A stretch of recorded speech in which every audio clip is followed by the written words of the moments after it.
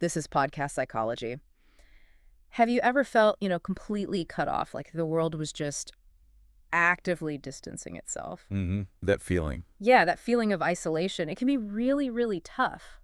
But what if? What if that whole experience, feeling alone, wasn't some kind of punishment? What if it actually held a key?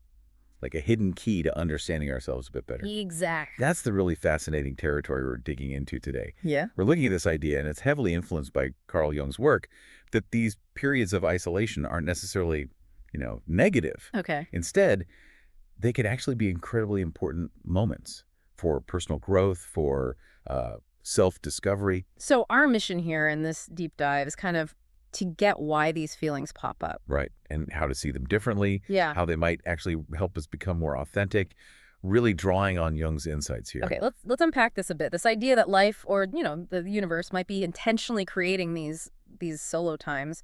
You mentioned an analogy, the universe as a gardener. Can you tell us more about that one? Yeah, it's a really useful way to think about it. Imagine the universe having this sort of inherent wisdom, like a gardener tending their plants. Okay. So just like a gardener prunes branches, cuts back parts that aren't helping the plant anymore, even if it seems harsh right now, then life might give us separations, losses, moments of being alone. Mm. The goal isn't pain, though. It's more about creating space for new growth, for something that really aligns with who we're becoming. That pruning part. Yeah.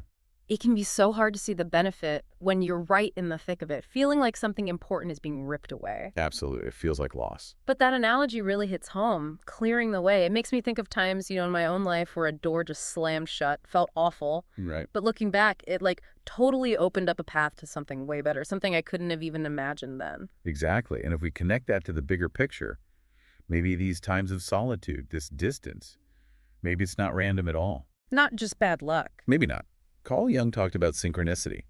Think of it like meaningful coincidences, events that seem separate but feel deeply connected, right? Okay, synchronicity. I've heard of that. So maybe these isolation periods are a kind of synchronicity in disguise. In disguise. Wow. That's a really powerful way to look at it. The idea is to try seeing life's twists, especially feeling alone, not just as chaos, but maybe as meaningful nudges, Yeah. pushing you somewhere. So you're saying when people or situations just naturally drift away, it's not necessarily rejection, it's more like an organic realignment. Precisely.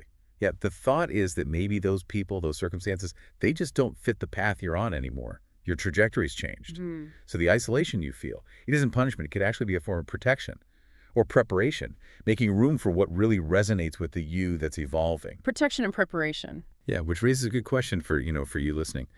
Can you think back to a time when feeling alone actually, maybe, shielded you from something negative? Or maybe paved the way for something good later on, even if you didn't see it then? That's definitely some food for thought. Okay, now Jung also talked a lot about something called individuation.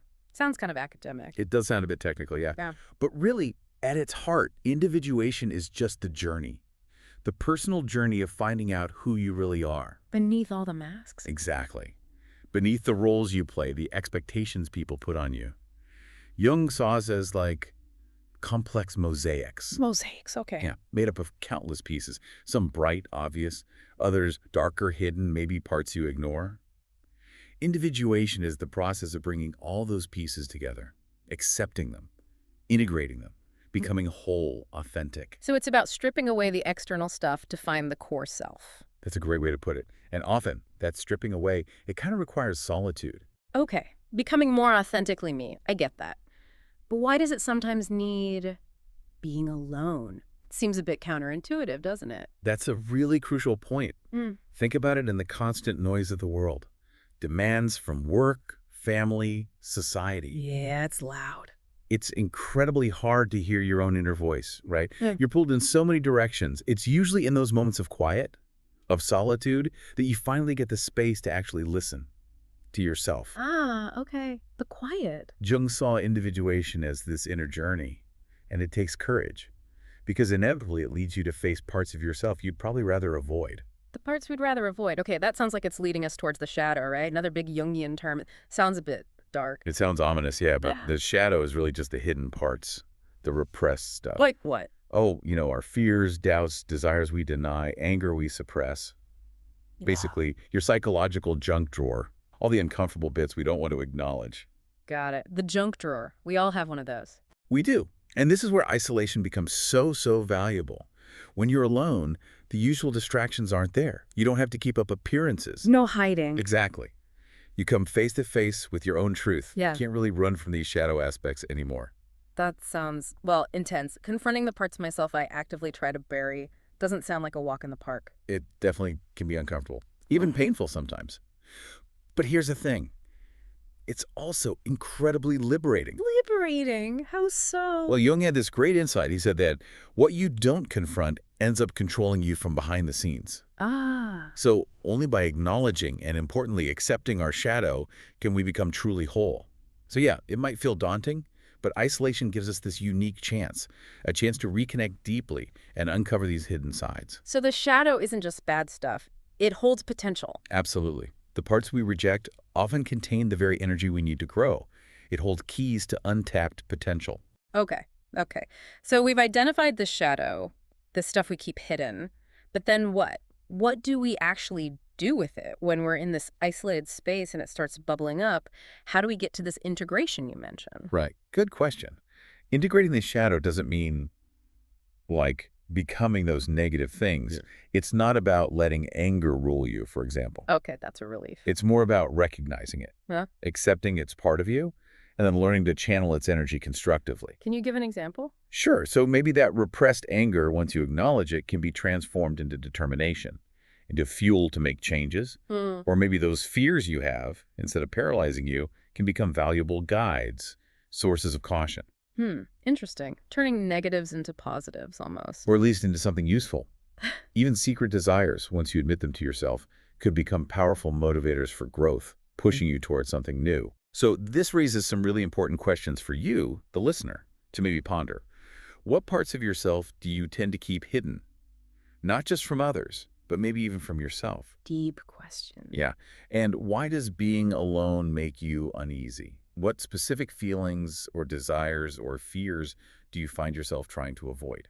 Those are some really powerful things to wrestle with. It really sounds like this isolation period, while maybe tough, could actually be, well, really fertile ground for this kind of deep inner work. Exactly. Fertile ground is a great way to put it. Are there any practical things someone could do during isolation, drawing on these Jungian ideas to really make the most of it? Oh, absolutely. Jungian psychology has several techniques that can be super helpful. Meditation, for instance. Okay. It's a powerful tool for tapping into the unconscious. And it doesn't have to be complicated. Just a few minutes a day observing your thoughts without judging them. That alone can bring huge insights. It's observe. Yeah. And expressive writing is another really effective one. Just write freely Yeah. about feelings, thoughts, whatever comes up. No editing, no censoring. It helps process emotions and you start seeing patterns. Patterns in your thoughts or feelings. Exactly. Yeah. You could even try writing a dialogue with your shadow, Ooh. what you perceive as your shadow self. Whoa, okay. A dialogue with my shadow. That sounds kind of wild. Like talking to a part of me I usually ignore. It is. And it can be surprisingly revealing. Another key Jungian thing is dream interpretation. Ah, dreams. Yeah, maybe start keeping a dream journal. Record your dreams. Look for recurring symbols, themes. Dreams are often like a bridge, between our conscious and unconscious minds. They send messages through archetypes, metaphors. Messages from the unconscious. Potentially, yes. Huh. And don't forget the body. Exploring body movement can be incredibly useful too. How so? Well, our bodies hold on to emotions, right? So things like just walking in nature, yoga, even just putting on music and dancing around. Hmm. It can help release tension, process stuff non-verbally. I can see that. Engaging the body could definitely unlock things words can't always reach. Anything else? Artistic expression is huge. Painting, music, writing, whatever creative outlet works for you. Mm. It's another way to express feelings that are hard to put into words. Getting it out visually or through sound? Exactly. And of course, seeking knowledge helps too. Reading Jung himself, or people like Joseph Campbell, other thinkers who explore the psyche. Listening to talks, finding courses. It gives you new frameworks for understanding your own journey. Learning more about the process. Right. And finally, maybe the most important thing, practice self-compassion, acceptance. Be patient with yourself through all this. It's a journey, not a race. Small steps, consistently. It really does sound like a period of like profound inner renovation, like you said before, the universe taking things apart to rebuild something stronger, more Mm. aligned. That's a perfect analogy, the renovation one. Think about fixing up an old house. Okay. Sometimes you have to tear down walls, rip out old fixtures that aren't working anymore. It feels disruptive, messy, even chaotic sometimes. Definitely. But ultimately, it leads to a better structure, right? More solid, more beautiful, fits your needs better. The same thing applies to us. The universe isn't isolating you to punish you. It might be doing it to reposition you, to bring you into alignment with a path that truly resonates with your core self. So these moments aren't endings. Not at all. They're beginnings. Beginnings of a really significant transformation. It makes me think of like a butterfly in a cocoon. Yes. Perfect. From the outside, it just looks like stillness, isolation, Right. but inside, this incredible metamorphosis is happening. Precisely. And you are that butterfly, this period of isolation. It's your cocoon, your moment for profound inner change. So instead of fighting it, try embracing it with curiosity, openness. Best questions. Yeah. Ask yourself, what's emerging here? What new version of me is starting to take shape? Yeah. Trust the process. Even if the path feels unclear right now, trust it's guiding you towards a more complete, more authentic you. So the big takeaway here really seems to be that feeling alone, that sense of isolation, it isn't necessarily a bad sign. Not necessarily, no. It could actually be a vital part of our growth, like dedicated time for essential inner work and transformation. Exactly. That's the core message. The universe isolates not to punish, but maybe to protect, to prepare, and ultimately to allow for a kind of rebirth, a Yeah. rebirth of the self. It's an invitation, really. Turn inward. Discover who you truly are on a deeper level. So as you, our listener, reflect on all this, maybe take some time to think about what this period of isolation, if you're in one, has taught you so far. What aspects of your shadow might be, starting to surface. hmm And how can you consciously use those discoveries? Use them to move forward with more self-awareness. Because remember, solitude can be incredibly fertile ground Mm. for growing self-awareness and for building real inner strength. And Carl Jung gave us that powerful reminder. You will never be more yourself than when you accept who you truly are. Wow.